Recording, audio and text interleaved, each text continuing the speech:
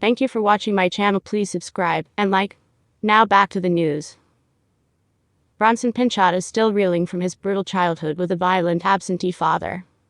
He was incredibly abusive, the actor, 65, tells Page Six's Unforgettably Famous series. I never got one nanosecond of warmth from him or tenderness or parental anything, and that's when he was in a good mood. When he was in a bad mood, we would have to run away, and the police would have to come and get him. Unfortunately for Pinchot, who is best known for his role as Balky Bartokomous in the ABC sitcom Perfect, Stranger Things were not much better at school, where he was bullied for being poor and overweight. Teachers and crossing guards and everybody else would say, "You're a fat pig, and you've got holes in your clothes," he shares. It was a different world, an entirely different world, where everybody could tell you that you were not like them and therefore not wanted. I mean, every day, all day. The risky abusivist star remembers disassociating as a teen, a behavior that continued while he was in college. Eventually, his father abandoned the family, and Pinchot did not see him again until he was in his mid-20s. It was not a happy reunion. He was just absent in a different way, a Beverly Hills Cop star explains.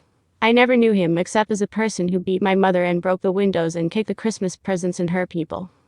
Starring on a hit TV show was incredibly difficult for Pinchot, too, because he was suffering from depression. He knew he needed therapy but was frightened to go because it would only confirm he was as badly off as he expected, so his mental health just got worse and worse.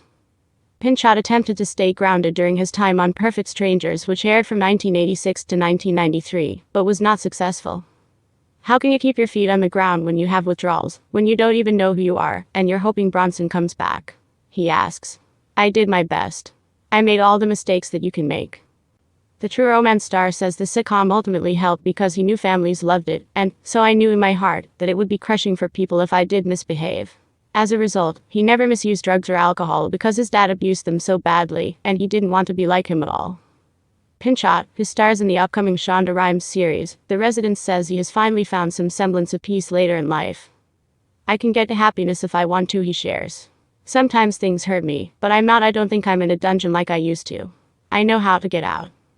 The only difference between me now and when I was 27 is I thought I was locked in a dungeon, and that's where I had to stay.